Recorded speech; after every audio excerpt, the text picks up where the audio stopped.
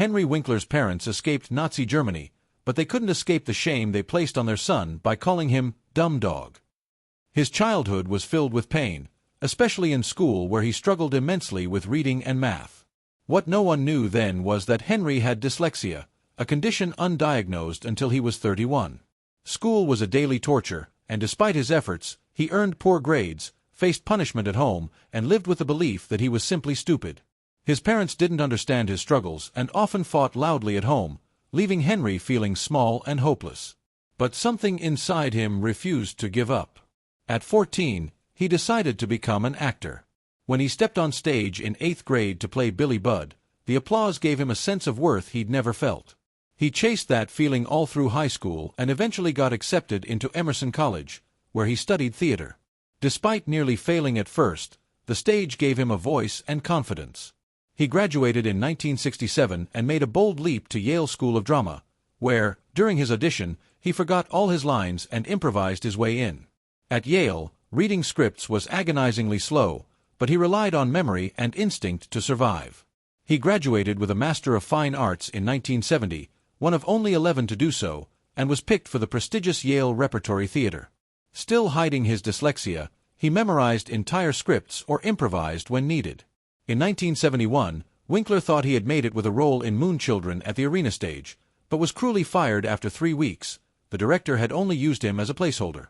Devastated, Winkler drove back to New York, crying and doubting his future. But he refused to give up.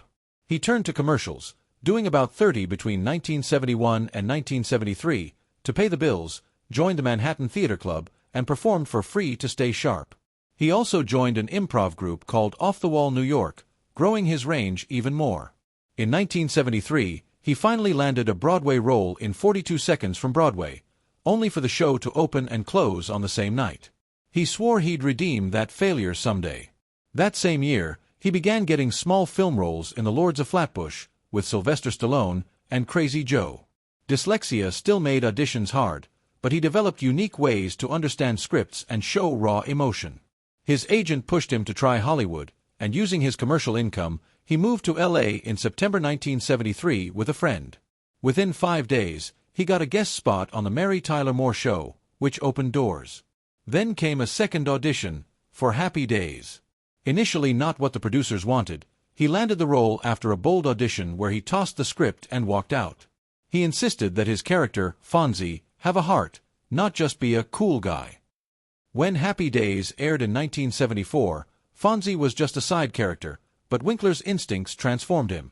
In one key scene, instead of combing his hair like a typical greaser, he simply nodded at the mirror. His hair was already perfect.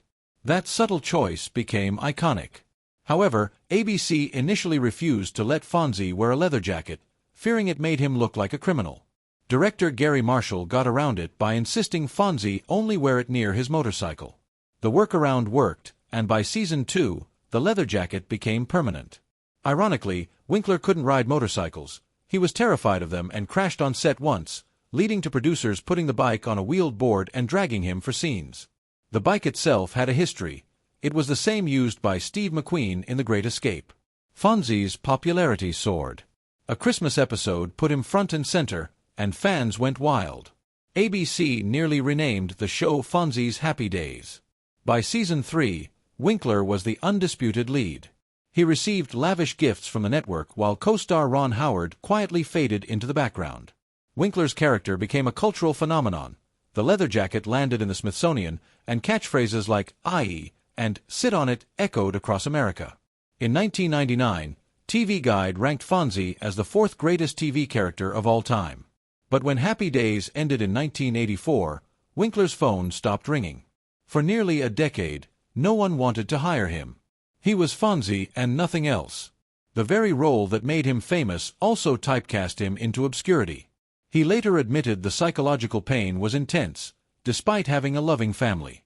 He had even turned down the lead in Grease, perhaps missing another massive opportunity.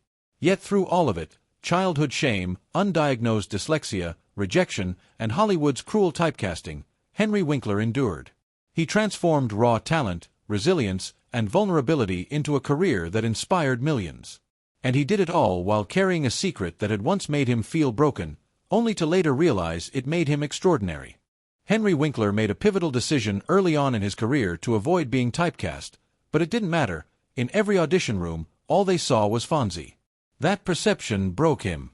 Yet, Henry didn't give up. Instead, he pivoted. While still on Happy Days, he quietly launched his own company, Fair Dinkum Productions. By 1987, he had secured a deal with a major studio. He wasn't just acting anymore, he was producing real projects. One of the biggest hits was MacGyver, which exploded in popularity and won a Genesis Award in 1991. He also contributed to The Sure Thing, Sightings, and So Weird. His name began appearing in the credits again, not in front of the camera, but behind it. That was enough to keep him in the game. Henry then made another leap, directing. In 1988, he directed Memories of Me, a heartfelt film starring Billy Crystal.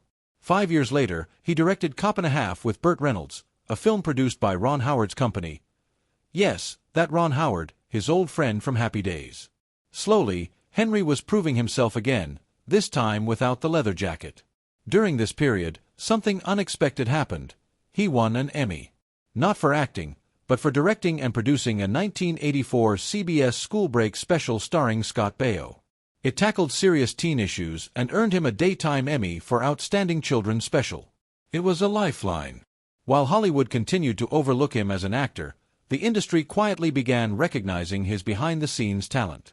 He stayed active in children's programming and collected more awards.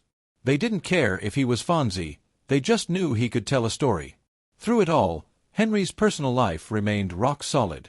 He married Stacy Weitzman in 1978, becoming stepfather to her young son, Jed, who already loved Fonzie before Henry entered their lives. Together, Henry and Stacy had 2 more children, Zoe in 1980 and Max in 1983. Decades later, the family had grown to include 6 grandchildren. One of them, 11-year-old Ace, has a special tradition with Henry, collecting shot glasses from every city Grandpa visits. Henry loves taking his grandchildren out to shows and dinners. When asked the secret to his long marriage, Henry said, "It's about the ear listening, not just loving."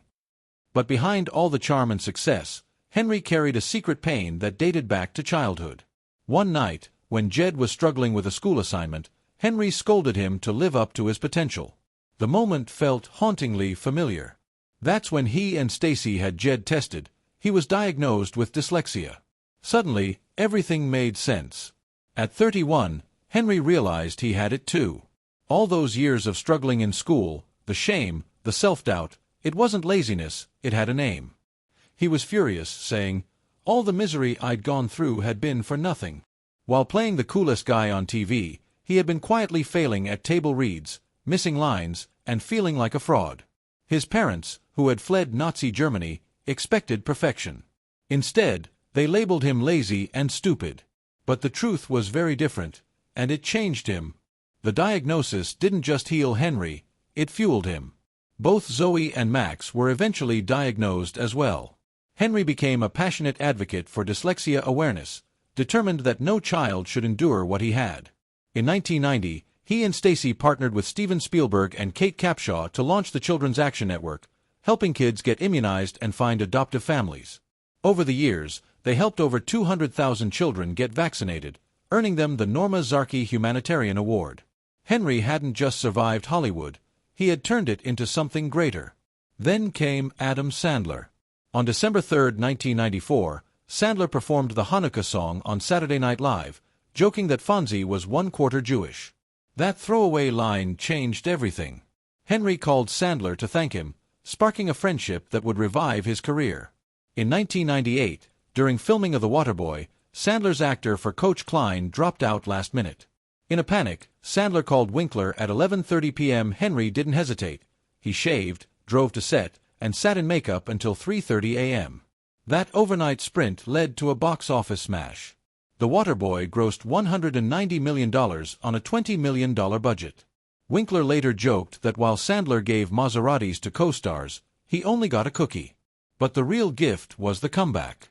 That one role led to many more. Little Nicky, Click, You Don't Mess with the Zohan, and Sandy Wexler. Henry finally had room to act again. In 2003, Arrested Development gave him a fresh spotlight. Originally slated for one appearance, his character Barry Zuckerkorn, a hilariously incompetent lawyer, became a fan favorite, appearing in 32 episodes. The show was rich with in-jokes, including a scene where Barry jumps over a shark, referencing Fonzie's infamous moment and the phrase, "jumping the shark." Later, Scott Baio replaced Winkler's character, quipping, "This isn't the first time I've replaced Barry." Fans loved it. Winkler didn't just return to comedy, he showed his dramatic range too. Between 1999 and 2000, he played Dr. Henry Olsen on The Practice, a serious role that earned him his first Emmy nomination in nearly 2 decades. He kept surprising audiences. In Parks and Recreation, he played Dr. Saperstein, the overly loving, clueless father of Jean Ralphio and Mona Lisa. When Mona Lisa yelled, "I have done nothing wrong ever," his character replied, "I know this and I love you." His disastrous parenting style made for perfect comedy. Meanwhile, Henry's storytelling was expanding. In 2003, he signed a small deal to write 2 children's books. That grew into the Hank Zipzer series, 17 books about a kid with dyslexia. Then came Here's Hank, with 12 more books. Add Ghost Buddy, Alien Superstar, and Detective Duck, and he's written 38 books in total. The BBC even adapted Hank Zipzer into a TV show, with Winkler playing Mr. Rock, a teacher based on someone who once helped him. The Christmas special aired in 2016, and by 2022, it was streaming on HBO Max. His stories reached children worldwide, especially those struggling with dyslexia. Then came Barry. In 2016, Bill Hader asked HBO if they could get Winkler to audition. Henry worked with his son Max to prepare. The role of Jean Cousineau was written as cynical, but Winkler added heart and soul. His performance earned him his first Primetime Emmy in 2018. When he took the stage, he said, "I wrote this speech 43 years ago," and added, "If you stay at the table long enough, the chips come to you." He only had 19 seconds, but made every one count. Barry's 3rd season was delayed by the pandemic, but returned in 2022 to rave reviews. Winkler delivered powerful performances, earning critical acclaim and multiple awards. In 2011, Queen Elizabeth II honored Winkler with an OBE, an honorary officer of the Most Excellent Order of the British Empire. It wasn't for acting, but for his work helping UK children with dyslexia and learning differences. As ambassador for the My Way campaign, he visited schools, connecting deeply with students. His message, "You're not broken. You just learn differently." That message resonated, not just because it was true, but because it came from someone who had lived it. Winkler's empathy also shaped his family life. He once said, "I love the idea of being able to listen and not reproduce my own parents." That philosophy guided his parenting and grandparenting. With 6 grandchildren, India, Ace, Lulu, Jules, Gus, and Frances Joan, and one more on the way, Henry remains deeply involved. When Ace wants McDonald's, Henry always checks with his daughter Zoe first. He respects her role as a parent. Once, when Max did homework with music on, Henry initially disapproved, then realized it helped his son focus, just like he once needed. Zoe, who struggled to read, is now a preschool teacher in Santa Monica. One of his grandchildren loves Barbies and sometimes wears dresses. Henry's response? "You get on the canoe and paddle down that river." To him, every child deserves to be loved exactly as they are.